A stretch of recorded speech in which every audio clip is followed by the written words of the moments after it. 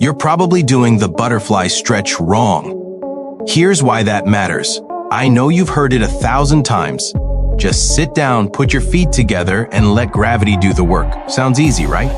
But have you ever actually felt a difference in how your body responds when you do the butterfly stretch? Or have you been getting stuck with tight hips and lower back pain, wondering why it's not working? Here's the thing.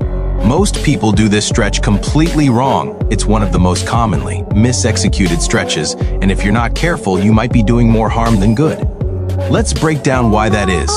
First, let's talk about the most common mistake, slumping your spine. I know, you're probably thinking, but I've always been told to bend forward and reach for my toes, right?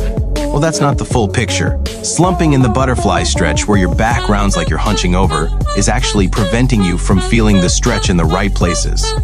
Instead of feeling it in your hips and inner thighs, you might feel it in your lower back, and that's where the trouble starts. But why is this happening? Why does it hurt in your back instead of your hips? That's what we're going to dive into today. I want to challenge you with a quick question. Have you ever tried this stretch and thought, this doesn't feel like it's doing much? Maybe you're even getting into that deep stretch, but it's still not hitting the spot, and you're frustrated because you know you should be feeling something by now. The reason? You're probably not setting your body up right. But don't worry, I've got your back. Before we get into how to fix it, let me explain the basics of the butterfly stretch and how it's supposed to feel.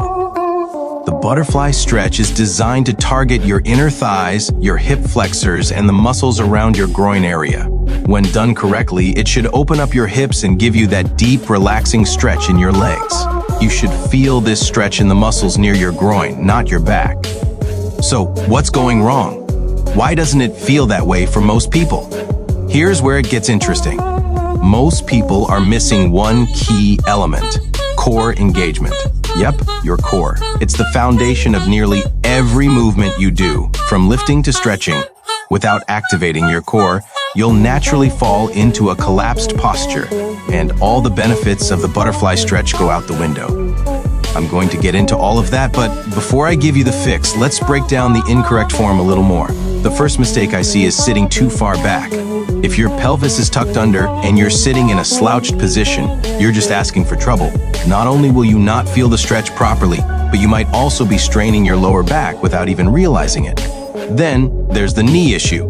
Most people try to force their knees down to the ground, thinking it'll make the stretch more intense. But what that actually does is create unnecessary strain in your hip joints. You're probably not going to get those knees on the ground without proper flexibility, and forcing them down can lead to injury. Now, I'm not saying you won't ever get your knees to touch the floor. That's something that may come with time and consistent practice, but it's not the goal here. The goal is to find the right positioning so your body can naturally unlock that stretch without pushing yourself too hard. So what are we doing wrong here? It's simple. We're compensating. We've been taught to push for the deepest stretch possible, but by overextending, we're sacrificing the integrity of the stretch and risking injury in the process. It's a classic case of more is not always better. Hey, Brewy. But here's the secret. You don't have to force anything. All you need to do is reset your posture, focus on gentle control, and let your body work in the way it's meant to. Stick around, because in the next section, I'll show you the small but crucial adjustments that will change the way you feel the butterfly stretch. If you've been struggling with this, get ready for those light bulb moments. Now that we've established the common mistakes, it's time to fix them. Let's break down the butterfly stretch step by step, starting from the very basics. You'll be amazed at how these small tweaks can completely change the way you feel the stretch and how your body responds. Step 1. Find your base. Sit tall, not slouched. Before we even think about bringing your feet together, we need to focus on your posture. Here's the deal. Sit up straight. It's that simple. Imagine your spine is a stack of books. Each vertebra is like a book on top of the other. If the bottom one is crooked, the whole stack will lean over. Your spine works the same way. If you're slumping, you're immediately creating a bad foundation for the stretch. Think about it like this. When you're sitting up tall, your hips are more open, and your body has a much better chance of accessing that deep stretch in the groin and inner thigh. When you slouch, you're closing off those hip joints, and the stretch barely happens. So before you even move your legs, sit up tall with your shoulders back. Imagine a string is attached to the top of your head, gently pulling you up to the ceiling. That's the posture we're aiming for. Step 2, foot positioning, keep it relaxed.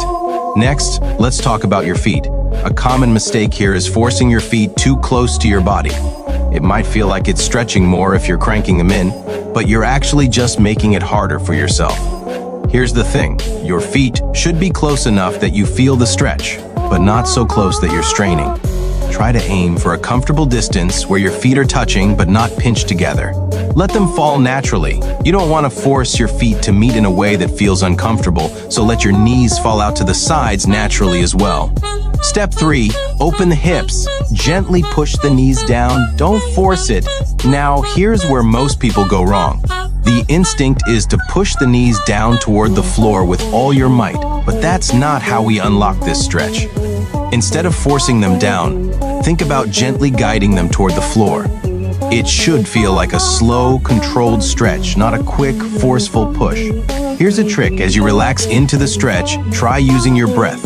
Inhale deeply, and as you exhale, imagine your knees softening and falling just a little bit more toward the ground.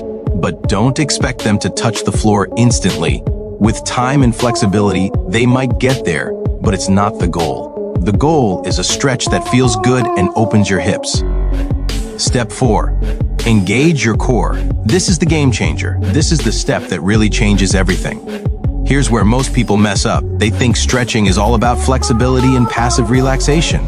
But what you might not know is that your core, your abs, lower back, and even your pelvic floor needs to be active during this stretch.